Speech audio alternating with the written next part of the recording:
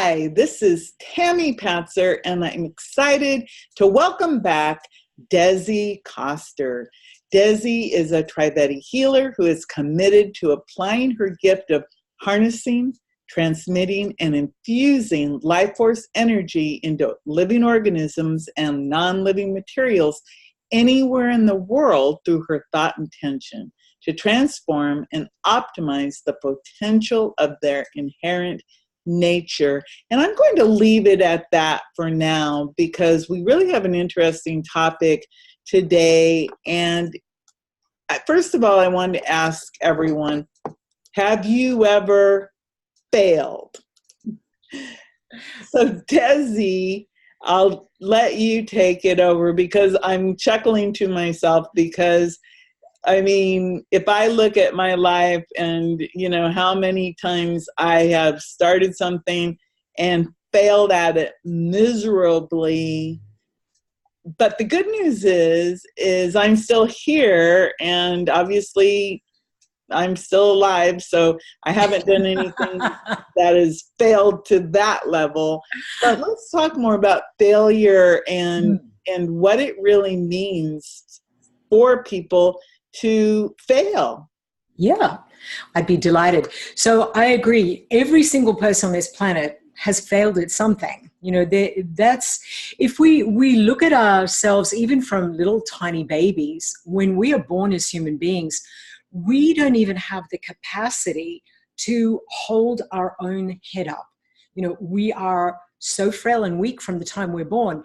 So imagine a little baby over time learns to, develop their muscles, learns coordination, they grow, they are literally laying down neural pathways. And they get to a point where they start crawling. And then, of course, the time comes when they learn to walk. Now, I don't know if you personally have children or you've watched little babies, attempting to sit up. I know, Tammy, you have kids, so you know exactly what this is like. But when you see a little child, they get up and they fall down, and they get up and they fall down, and they literally do this probably thousands of times. Now imagine if they didn't kind of giggle and laugh, and which is what they normally do. If you see a little kid fall down, they just get back up again, and they're delighted. They're in awe by the fact that they can even do the first part, the first component, the first kind of push-up or whatever they're doing. And that's the thing. Children don't have these limitations or beliefs, oh, I should be this or I should be that. Instead, they're delighted just to be able to do something because what they realize is there's no such thing as failure. It's actually feedback. In order to be successful in your life, you need to be able to get feedback to how close you are getting to the outcome that you want. And that's the beauty about failure. Failure doesn't mean you'll never be able to succeed at anything. Failure means you're course correcting, you're getting the information, you're laying down the foundation of how to get closer and closer to the outcome that you desire. And so eventually that little baby, and we've all been that little baby as human beings, do we lay slithering on the ground like snakes? No, we don't. You and I, all of us, we walk, we run, we can move, we have amazing capabilities as human beings just in our ability to move. So our dexterity and the way that we move, let alone how we think, how we can think and do multiple functions at once, is all because of trial and error. Even in the way our brain functions in such a way that it lays down pathways of how to do things, massive neural networks. And the beauty is, if there is some other way of doing it, we immediately do that other way. And here's an example. If you know how to go from point A to B, and you learn one day, somebody says, hey, Tammy, I know this fantastic shortcut. It makes that trip half an hour shorter, and there's a fabulous view of the coast. Would you do it? Yes. Just like that. How long would it take you to keep repeating? And it was a great experience. You'd do it every time, wouldn't you? Yes, it's interesting because I have a really good example of that. today I was working on a project, and as I was doing, I was going, oh my goodness, this is taking forever. There Yep. has to be a better way. And I was doing it like I was working on download all of these things all at once. And then I discovered that they didn't save with a name. Every single one of the files, even though they were different, had the same name. And I said, okay, there has to be a better way. And so I stopped, and I actually threw everything I'd already done in the trash. Yep. And I went back and I looked at the way this system was designed. And I said, oh, if I send myself an email, it'll tell me the exact name of what it is. And in this email, it'll actually have the information I need. And then I can just do it one at a time. So that's a prime example of I failed miserably and I wasted hours trying to multitask and do something that I thought would make it quicker. But in the long run, the way that I was doing it, because it had all the same names, like 20 files all saying the same thing, that I would have to open up and read and figure out. So I just chucked it all, and then I said, okay, do it one at a time, send the email, get the title, and then go boom, boom, boom. And then it took me like a half an hour. Beautiful. To do something that I'd spent hours on. So I failed miserably. So that's a beautiful example. Once we learn how to do something and do it well, it takes us no time at all to replicate that new particular behavior or that practice. You from now on will do that every single time. You're not going to go back and do that what you were doing before, because you know already it's a better system, it works faster, it's more efficient. And that's how we work. So everything that we do is a series of steps, it's a process. If you think about even how we think, everything is a process. And we as, thinking machines, because, part of who we are, our brain is like a mental processor. So we are this amazing machine that we can learn how to do things better, faster, more efficiently. So that's why, there really is no such thing as failure. And if you think of somebody like Thomas Edison had, they say, something like 10,000 different attempts at creating that filament, which is now the electric light bulb, or that component for the electric light bulb. Now imagine if after the first attempt or the 20th attempt or the 100th or the 1000th attempt, he said, you know what, I'm over it. I'm not into that right now. And, he just said, that's it, threw it away. We'd all be sitting in the dark right now. So, so that's the thing. We often have an expectation about something should take a particular amount of time, or it should only follow a specific process, but it doesn't always work that way. So the beauty of what we can do as we are learning, as we're growing, what we are doing in our different processes and how we connect in our relationships, in business, even to do with our health, wellness, and fitness, all of those have these components within them. And then that's how we get better and better at doing what it is we want to do. And, here's another example. And this is in the blog that I wrote, which is, there is no failure, only feedback. If you look at an absolutely brilliant athlete, somebody like a Michael Jordan, when he was in high school, he didn't even make the basketball team. Hard to imagine. I mean, he's one of the best basketball players ever in the world. And, when you look back on how he started, it was, you'll never amount to anything, you won't be any good. But what he did was he practiced over and over and over. In fact, he made some phenomenal Nike commercials. And one of them was, I failed over and over and over again in order to succeed. And that's the key. In order to be successful, you have to be comfortable with failing.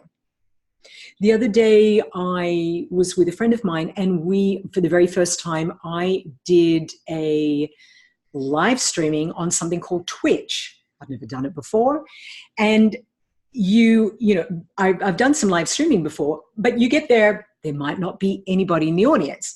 So it's an unusual thing to be talking to potential people out there, but nobody's there, but maybe there might be somebody that's there. And so there's this unusual feeling at first, and it can feel a little bit uncomfortable.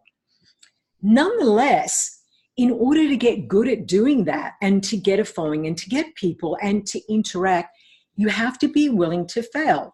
So was the first one I ever did great? Well, I don't know. I mean, it may have been okay. Was it a success? Did I get millions of followers? I got zero followers. So, okay, but you got to start.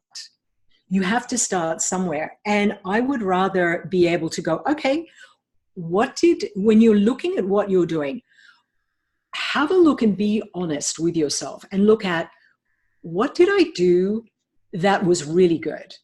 You know, what were some of the highlights or the best outcomes from what you did? Then you have to look at what didn't work, what really detracted from the outcome that you wanted. And part of that is because you don't have a certain strategy, you don't have components of knowledge, or you don't have, it might be that you weren't connected to the internet. There could be a number of different factors. So you have to look at, you know, what worked, what didn't work. And then the feedback or the course correction is, what can you do differently next time? And each time you incorporate those little adjustments. So same thing with somebody like Michael Jordan. There were some throws where he literally would do it 1,000 times. He would practice from right on the edge of the field and then throw the ball, attempt at dunking. He'd stand with his back to the net and attempt dunking, as well as, you know, running from different angles and different positions, thousands upon thousands of times. So that when that crucial moment comes, when you have to make a business decision like that, you're with a partner and you have to make a decision. You know, it could be in your relationship. You could be in a situation with your child or your loved one, your partner, your spouse, where you have to make a decision in the moment. The beauty of having this practice or laying down the foundation of how to do things is, you know what to do in that moment, literally. And I'm sure, you know, Tammy, you've probably had that experience where in the moment, you know what to do. Many years ago, you know, when I was a flight attendant, I was on a trip. I was on a trip and I was on holiday. So I was dressed as a civilian, minding my own business. I announced, you know, to the crew, hey, I'm crew, but I'm sitting in the back and I'm on holiday. So I'm there minding my own business. And the reason why I'm iterating that is because partway through the flight, I saw a flight attendant grab a little baby and run to the back of the galley, which was behind me. And I thought that seemed odd. And literally not even a minute later, I had the purser who was in charge of the economy cabin tap me on the shoulder and said, you, get up and do something. And I don't even know what I'm getting up to do. I run into the galley and there is this baby and she wasn't breathing. Now, being a flight attendant, one of the things that we were primarily there for was safety. We did literally hundreds, thousands of hours of CPR and AED training and what to do in emergencies and landings and this, that, and the other. So, you know, we trained. And so thank goodness for that training, because literally in a nanosecond, you know, I looked at this baby, I knew exactly what was going on. And you know, I grabbed the baby because the two really, they had no idea what they were doing. So I grabbed her, I knew exactly what to do. And within 30 seconds, she was breathing again. So the thing is, there are times when we might have a crucial scenario where we have to be able to react or respond. We might have to make a decision that could be the future of how our business functions, or it could be the future of somebody's health and wellness. Or it could be that you are laying down, well, what's the outcome of what I want to do for how I want my body to look and feel? It could be a number of different things, but you have to be able to respond. If you're like a Michael Jordan, where you're there to shoot that final goal that could be the difference between you've won the game for the team for the year or you've lost it. That's, that's a lot of pressure. But at the same time, if you've done that thousands of times, everything just slows down. You set everything up, you take the shot, you know exactly what to do. And in that moment, you just let go. You literally, you kind of let go and let God. And then the next thing, the ball is you dunk the ball, you've done what you needed to do, and that's it. Yay! Yeah.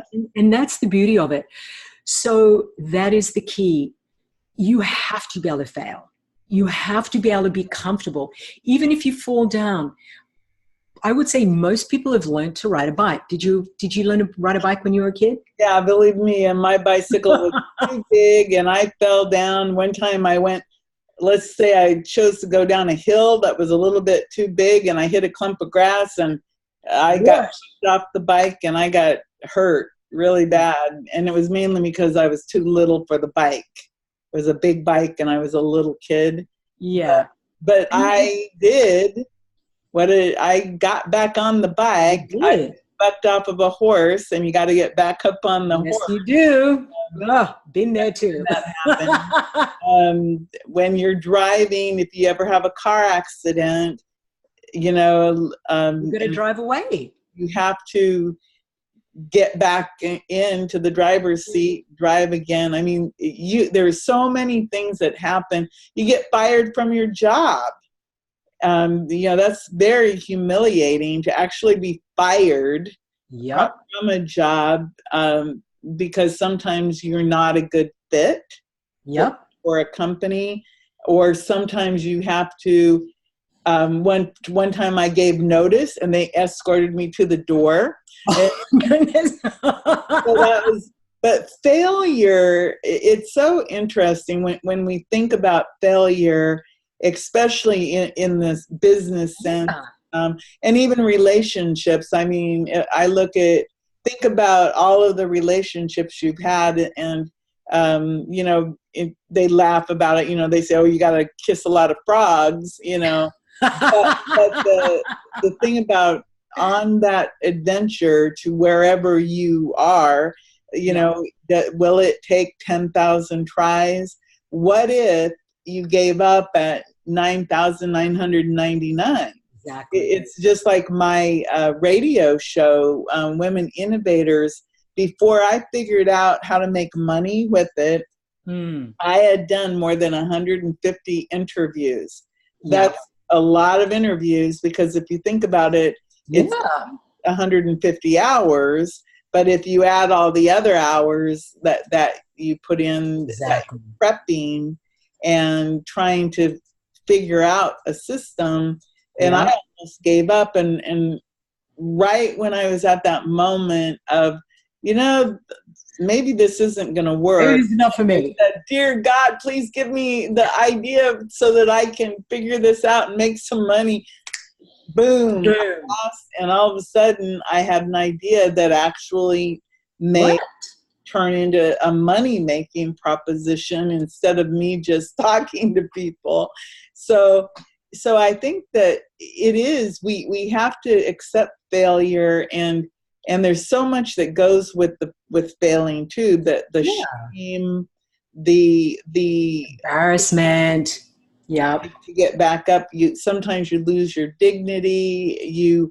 Sometimes losing your livelihood, and it can snowball into a lot of different issues. But in the end, in all of the times when something bad has happened, to me, it was always like something bigger and better has always shown up that I could not have done if I had still been in that other situation. Yeah. So there's a lot of things in play. Yeah. And like you said, there are some times when our ego gets a little bit bruised or dented, our self-confidence, self-esteem, it's like, it takes a bit of a hit. The thing to realize is, even if that happens, or you might even be a little afraid, like you said, when you had a car accident or something like that. It shakes you up physically, no question. Nonetheless, when you realize that, okay, this has happened, you have to take a point where you just take that first step. You have to be able to take that first step, regardless of how uncomfortable it is, because that's part of life. Life continually is about change. Everything in nature around us is about change. You look at every single thing. We literally have cells in our body that change literally in a matter of hours or in a matter of days or months. So we in and of ourselves are constantly changing. And that's really important to realize, that change is part of life. Failure is part of life. It's part of that success. And when you look at it from the point of view, oh, I'm one step closer. I might have been fired from this job, but you know what? Like you said, I wasn't the right fit. One of the worst things that anybody can do, if you're the CEO of a company or you're the employee, if you're not a good fit, no matter what you do, it's never going to work, and it's going to drag the whole team down. Yes. But when you've got the best people working for you, people that really love what they're doing, that really give 110%, then the whole team works as a cohesive unit. And that's the thing to realize. You would want that for yourself. Same thing, as in relationships. If you're thinking about, you might be going out with somebody and they're not the right fit. Often I see in relationships, people, one person's like a round peg, one person's a square peg, and they are literally, it's like, I'll make it fit. What's the point? There's no point in trying to make a round peg fit into a square hole, or a square peg fit into a round hole. It's not going to fit. The thing is to be able to let go and, and realize, you know what? This was great feedback to me and for me to see what works. What are the things that I love? What are the great things that I can get from relationships, about being in relationships? And then how can I apply that to the next relationship? And again, when you always apply what works, and then also things that don't work, let them go. Push them to the side. They're not for you. When you get good at doing that, that really makes a big difference. That's a game changer, what I've seen, both with myself and also working with clients. And you probably found the same thing with you. Yes. Well, I think that you're absolutely right, that there is no real failure. There's only feedback. So tell me, Dezi, more about how you work with your clients. Sure. So one of the things that I do, is always, when I first start working with clients, what's really important is to get an understanding of what's going on for them, because, everybody's going through different things. Some people have health issues. Some people have issues within their relationships. It might be, within their family, or it could even be business relationships. It might be getting their confidence back because they're re-entering the marketplace. They're re-entering business, or they want to start a new business, and it might be a little bit, it may have been a while since they started. Sometimes my clients can be a little bit jaded. They've failed. They've had some experiences of not being too comfortable. So the key here for me is, just listening. Okay, what's going on? What do they really need?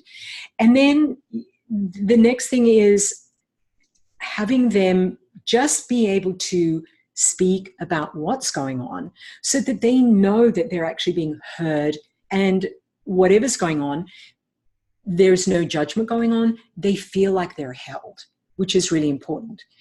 Then the beauty of the energy transmissions of the blessings is that this is a divine gift, and it's like being reconnected or connected to the internet.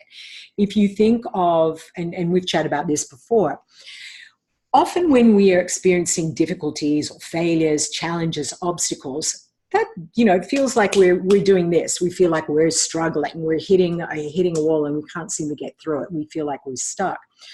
So the wonderful thing with this energy is it allows us to connect to this massive divine, the internet, if you will, the creator, the authority that created us, so that we have that connection.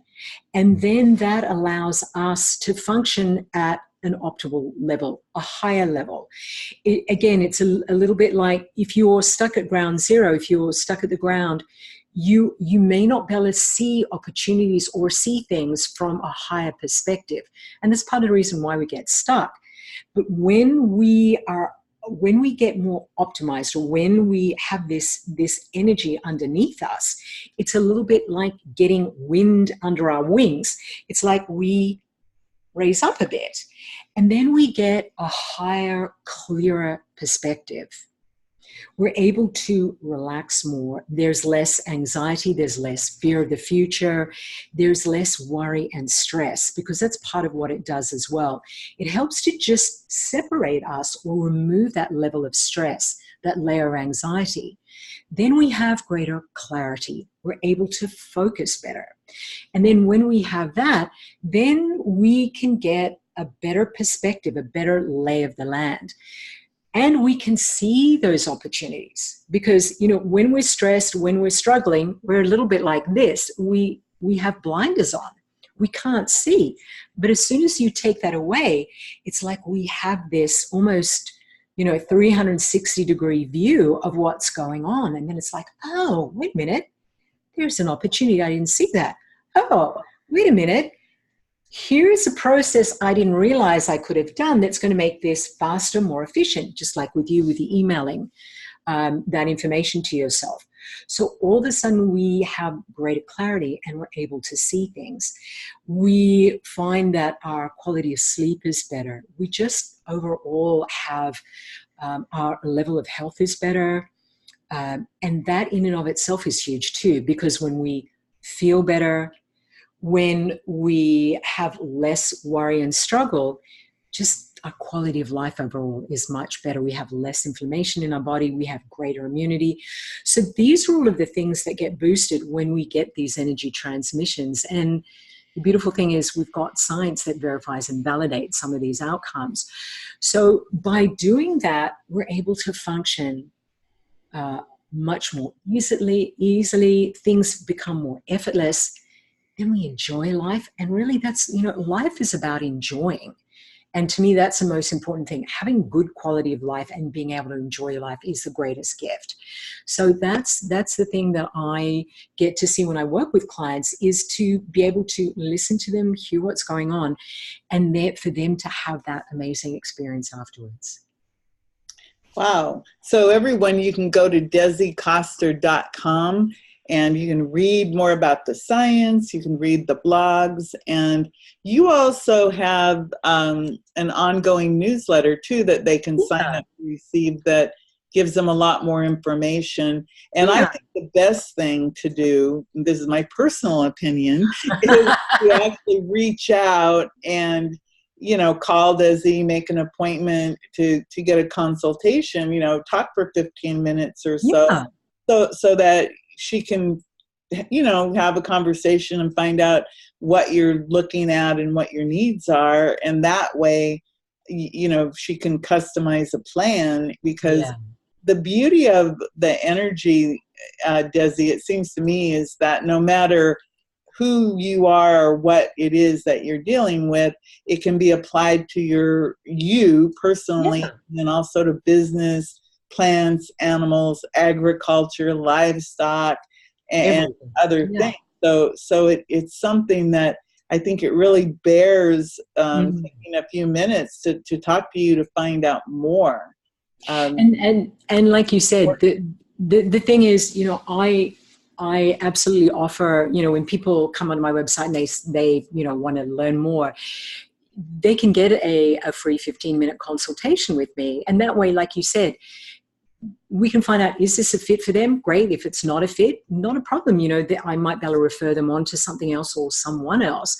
But the beauty is, at least they've got somebody that they can chat to at least share what's going on. And that in and of itself sometimes is the first, that's the first step.